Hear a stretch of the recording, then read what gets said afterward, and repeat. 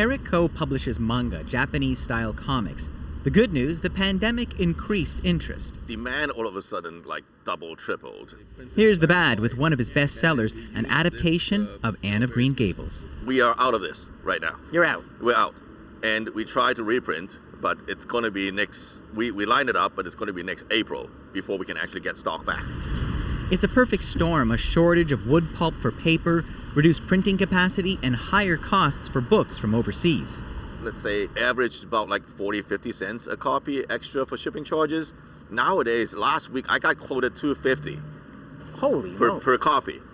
And it's directly eating into our cost. At Orca Books, they wait every year to see if any titles make it on the Forest of Reading list for schools.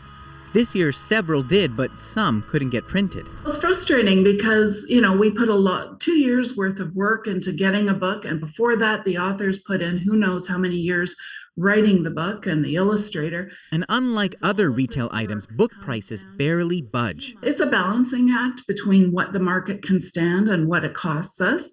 But I can tell you that, for instance, a picture book for kids hasn't really changed in its price, its retail price, in 20 years. This author was looking forward to the release of 2 new books in her Simply Small series. Little Baby Crow, he was supposed to come out in October. And Chira, Little Baby Cheetah, was supposed to come out in June. Now the books are still waiting to be printed in China. Since I might not be getting these royalties from what would have been the new books for the holiday season, which is typically the biggest time for sales. If I look at my sales, it always spikes during the holiday season. While publishers plead patience, she's hoping her books and readers return by spring. Eli Glasser, CBC News, Toronto.